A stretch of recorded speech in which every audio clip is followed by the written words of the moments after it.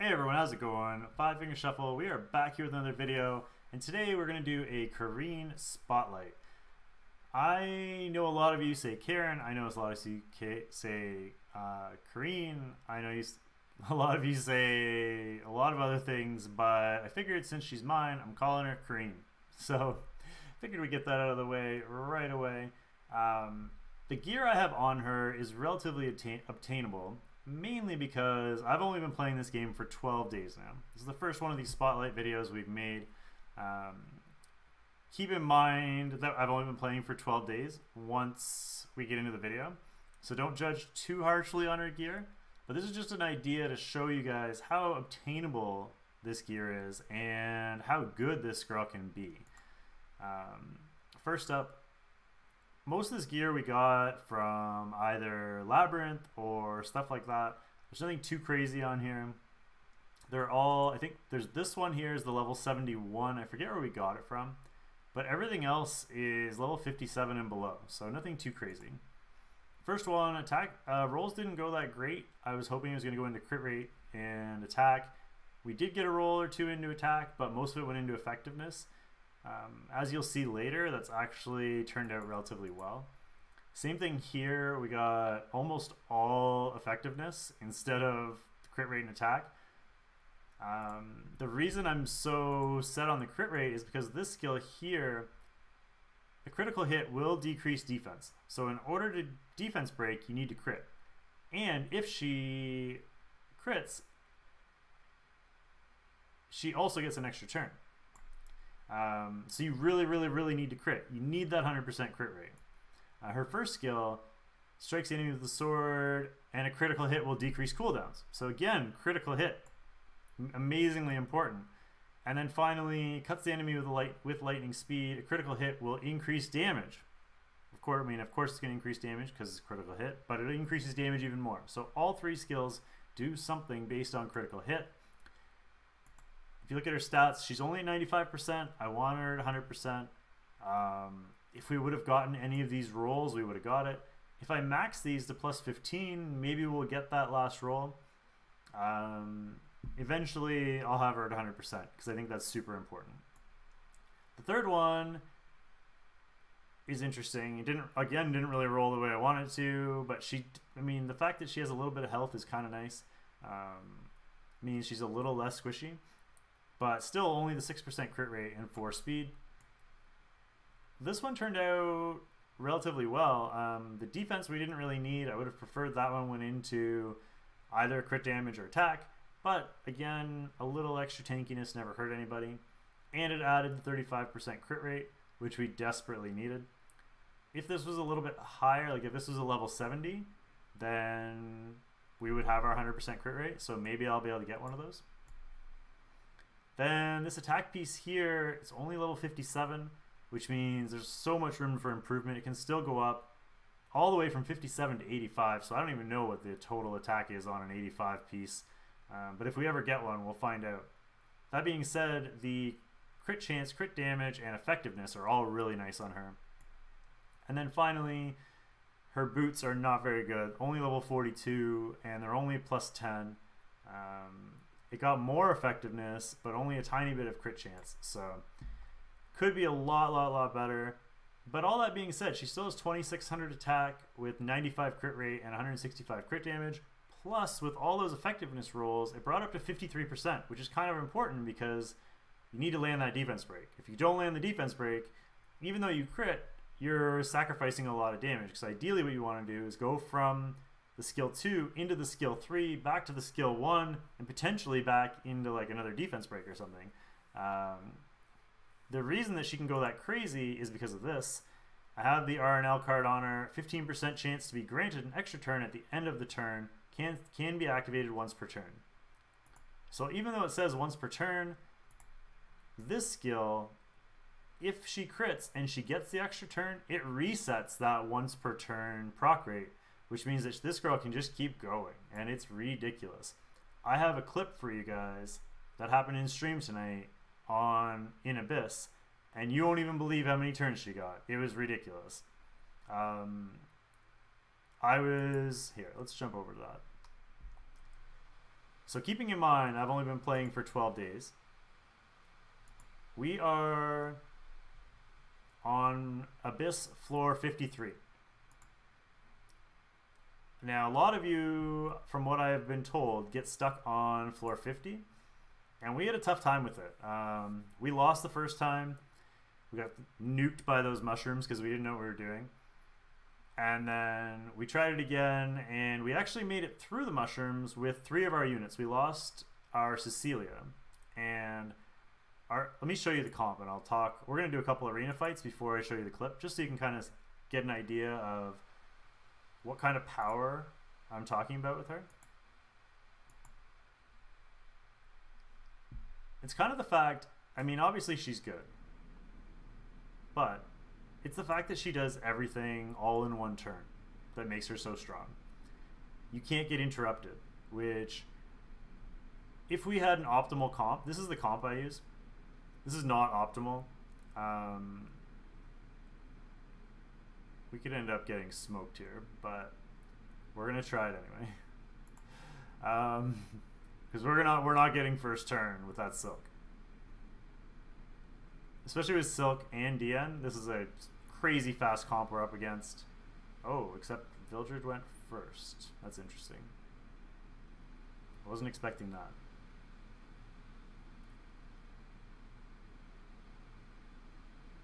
Maybe we do interrupt then. Nope.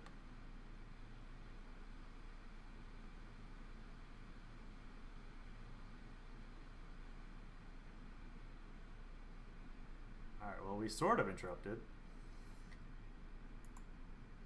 Alright, so we really want to kill her first, I think. I think she's the biggest threat. Our haste is just going to do his AoE. We're going to just do a little bit of damage. I assume the DN's going to go next and interrupt us. Yeah. That's too bad because the crit resist is kind of scary.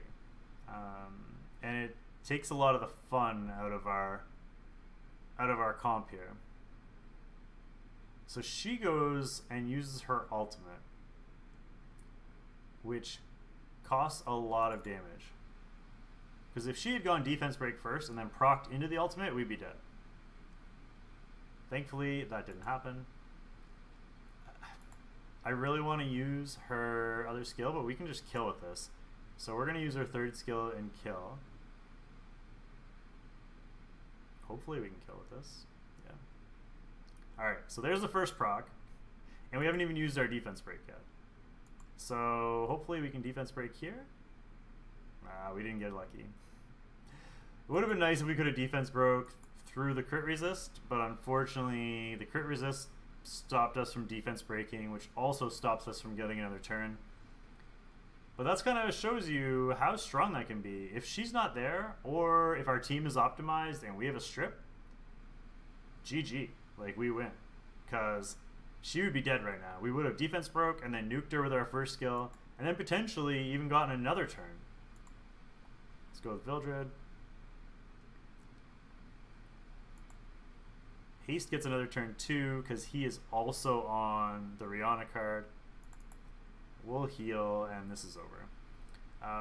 So she didn't end up defense breaking and getting that extra turn, but it definitely showed how crazy she can be, because that then would have reset the proc rate again, and she could have kept going. That's when it's really scary, is when you go skill 3 first, and then she procs into skill 2. Well, it doesn't matter which one she uses first, skill 1 or skill 3. Skill 1 would technically be better. Is if she goes skill 1, procs, goes into skill 2, the skill 2 resets the proc counter, but she defense breaks and gets the automatic extra turn. Then the RNL card procs, and she gets another turn. We're only going to do 2 arena fights.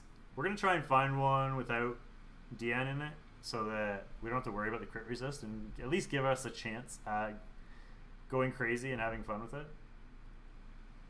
But either way, even if it doesn't happen, we can show you guys this clip, because it's ridiculous.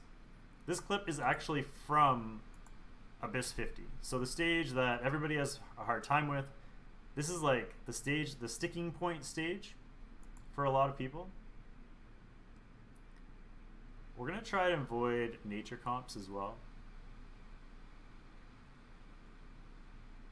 Alright. So Achates is there, but the rest of the team isn't overly scary. I mean, Euphine is nature too, but hopefully we can just delete these two. Here, let's see what else we got here.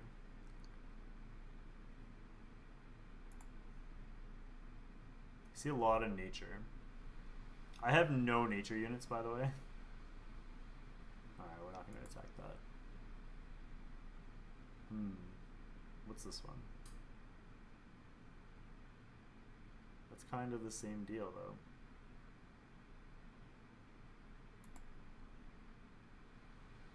I'm still having a hard time getting used to... Here we go. Let's try this one.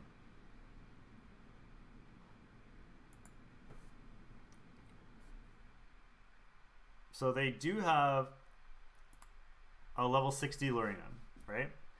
So a lot of people look at this and they're like, huh, I don't know if I want to attack that. That's pretty scary. She could nuke my whole team.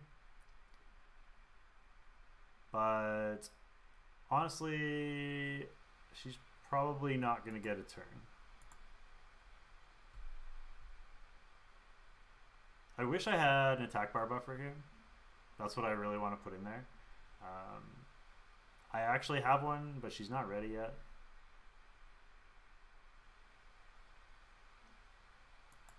Alright. Well, it's going to ruin our fun if we just auto-kill her right away. So let's attack her.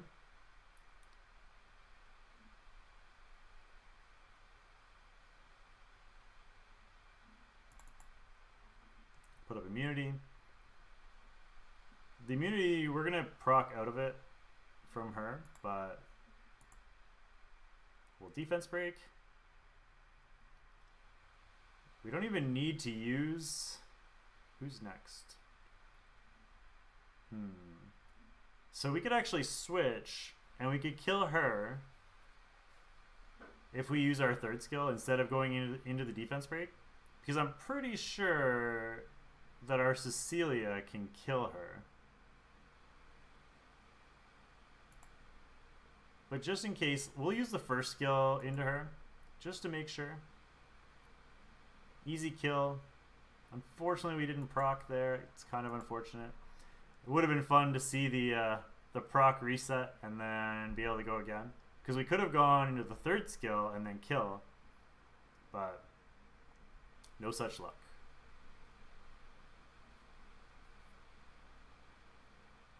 So now they're going to go crazy. Yes, I know.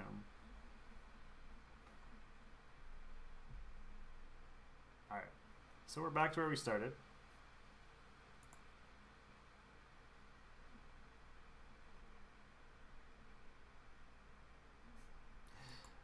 Unfortunately, our haste is proccing, and instead of her, he's trying to steal the spotlight. Here, so the nice thing is, especially against bosses, you can go defense break, which we're gonna do first, and then you can burn into this skill, and if you burn, it increases the damage dealt on top of it. And watch this just shred her with like so much time to go. So dead now. She's only done half of her attack. 12k damage, easy. And that's 12k damage after we defense broke. So we did half her health before the 12k damage. It's just ridiculous how much it adds up. And then if she procs on top of it, it's non-stop. There's really nothing you can do about it. You'll see in this clip in a second. All the procs. Alright. So granted, this is all low-level arena. I'm not claiming it's high-level arena, but it gives you an idea as to how crazy she can be. I've been using her against bosses, and I use her in my Wyvern team. Again, we've only been playing for 10 days. I have a pretty reliable Wyvern 8 comp. We've beat Wyvern 9. I'm going to probably record a video after this trying to beat Wyvern 10. I haven't beat it yet. We're really close. We get down to like 25% and then we die. But I think I can do it given the right RNG. Especially after showing how crazy this run is here. So let's pull her up and then I'll show you the clip and then we'll wrap things up.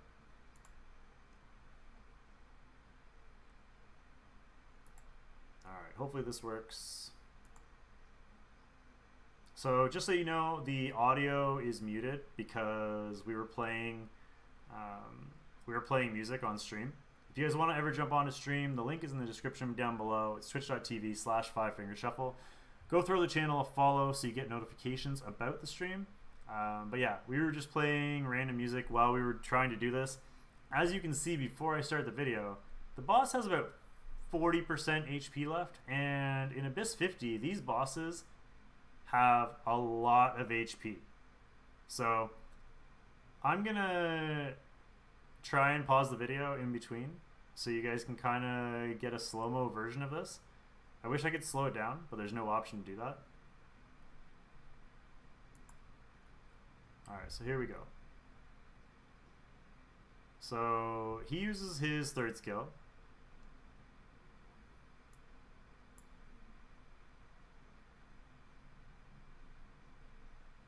There's a little lag there.